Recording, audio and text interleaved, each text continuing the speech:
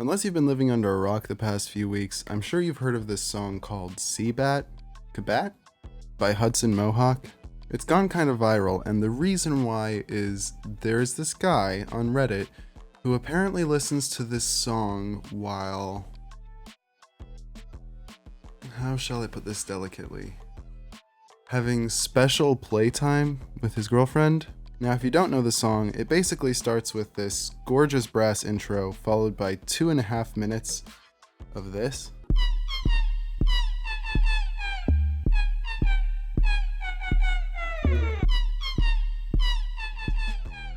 And hot take, I don't mind the song. Like, it's really repetitive, but I don't hate it. It's kind of fire, I'll be honest. Anyway, all of that brings us to today. For today, ladies and gentlemen, I shall be remixing Cbat. So let the fun begin.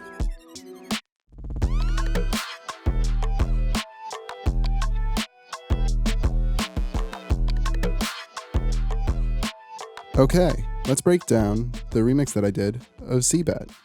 I'm just gonna go section by section. So in the intro, I have this kind of pulsing pad that I made by just chopping up eighth note bits of the original brass intro, and that's what I used for all of the melodic content of the verses and breakdowns.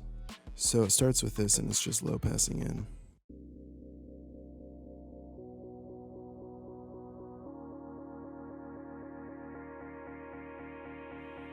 So I just have it filtering in, and I also have it going from 0% width to 100% width on the utility. And then it goes and turns into a riser using a phaser trick with Ableton Shifter plugin. I have a TikTok about that, so check it out. So it's just that and some vinyl dirt playing throughout the whole track. High passed and side chains so that it's out of the way enough. And then some impacts and basic effects. And that's the intro.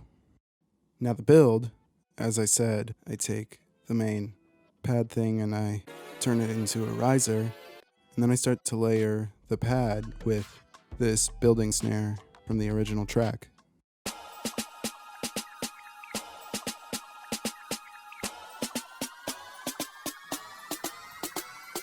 And I turn that into a riser as well. And then I have the lead low passing in with some reverb.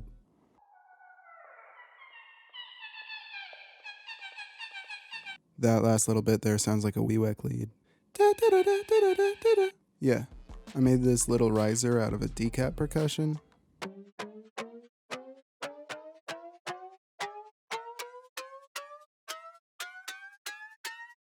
Pretty tight.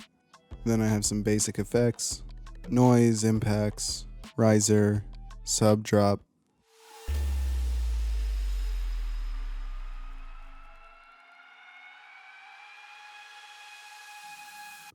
And that just sets up the drop.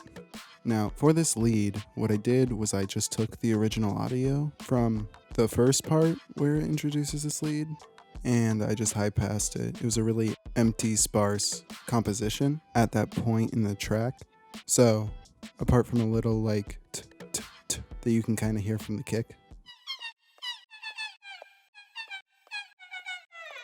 you can still kind of hear that, but it basically just blends in with everything else because I also use that as the bass pattern. Yeah, so I just took it, high passed it. I think I put a saturator on it so that it would just be brighter. And then I took the lower part of that same piece of audio that I grabbed the lead from, where it has just the like 808 thing that's happening under there, and I chopped it and put a really, really hard saturator on it. I can kind of show you what I did actually.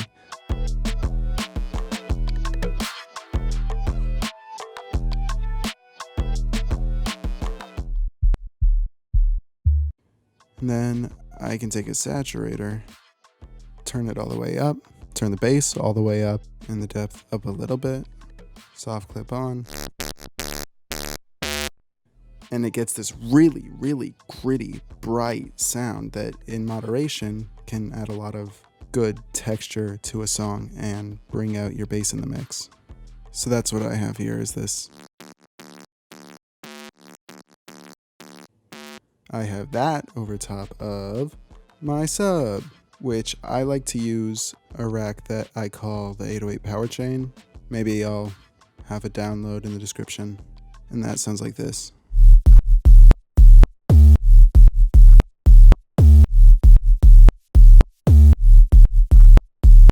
So together, the bright 808 sound and the sub sound like this.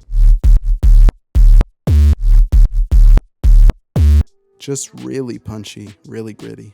In the effects, I really have nothing except the same vinyl crackle. And then for drums, I have this kick, a bit crushed sounding clap from a Curo pack, and a couple of top loops that I chopped up.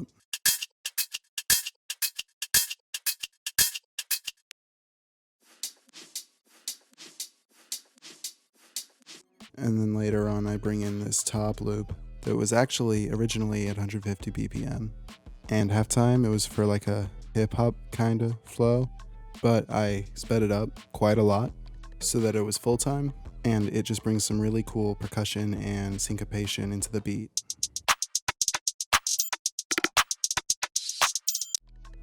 So altogether, it sounds like this.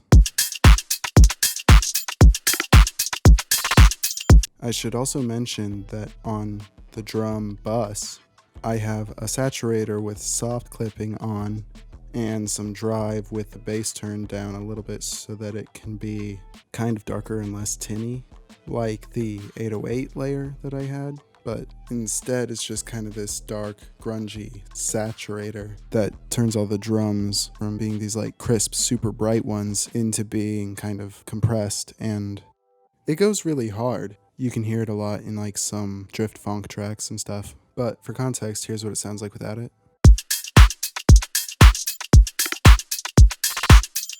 And that's fine, but I just wanted a kind of a grungier kind of flavor for this track.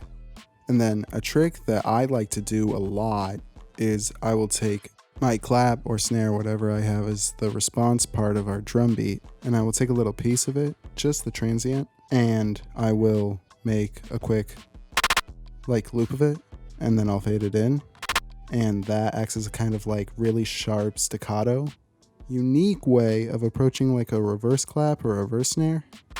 So it just really stands out.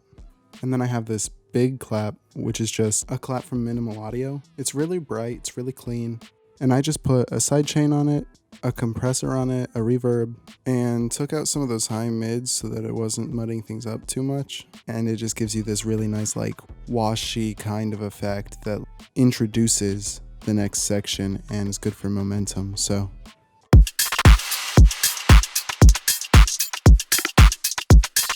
and then we go into the break.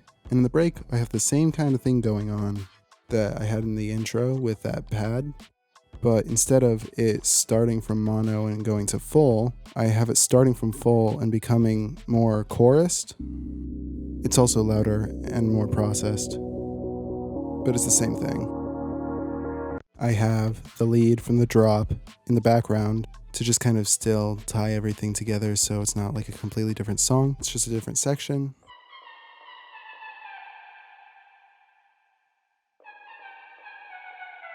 I'm introducing a delay here.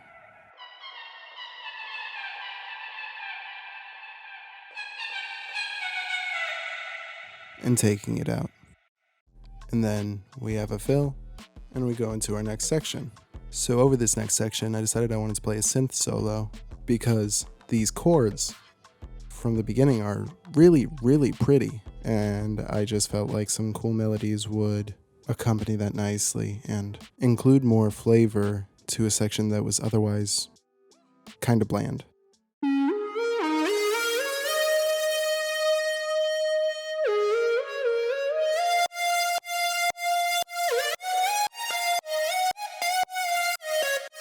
So in this patch, I just have a super saw and a square wave, which doesn't have any unison on it. I have it on mono with legato, And then I included just the standard hyperdimension and the standard distortion, except I turned the drive up a little bit. It's really nothing special. And then I had the low pass filter keyed to one of the knobs on my Native Instruments M32 keyboard, and I just played this in. I reintroduced the sub from the drop, but now it's following the chords from the intro, and the drums from the drop are here as well, just without that particularly complex top loop that gave it a lot of syncopation, so that we can focus more on the melodic aspects of this.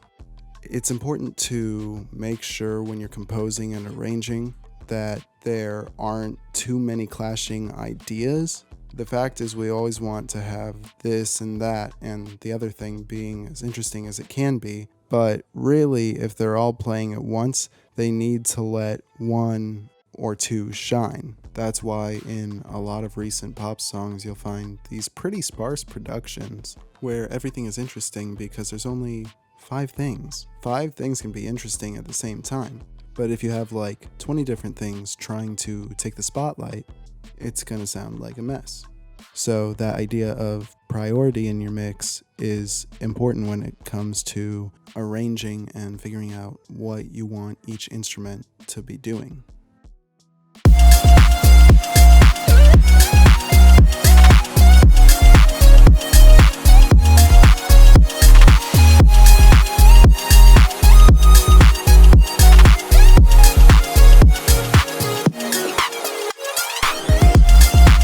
Right, so I automated all of the instruments and the drums to high pass and start to introduce this flanger as a turnaround fill during this section to keep momentum going. Apart from that, I think I also was automating the amount that it was sending to this return track, which has a delay and a reverb on it. So it just really helps take what's going on and just pushing it into the next section.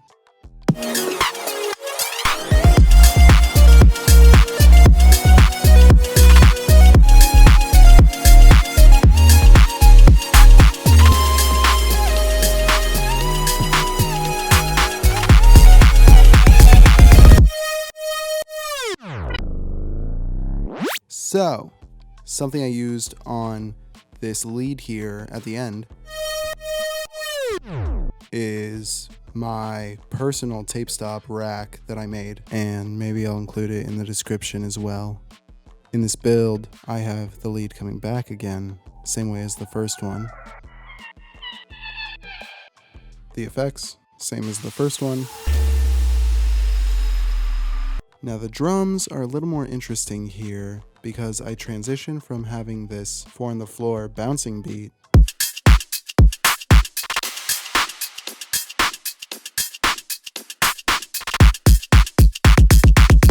to just being kind of no kicks, really light, really airy, and then coming right back in for a really short build. And it all just plays together, so you have this.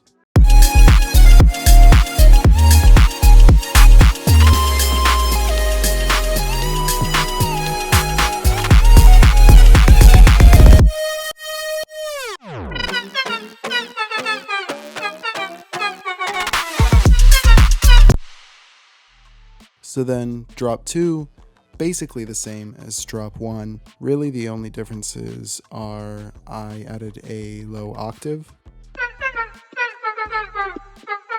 like he had in the last drop in the original, and I included this same riser thing that I had in the first build, but just over top of everything, going like this.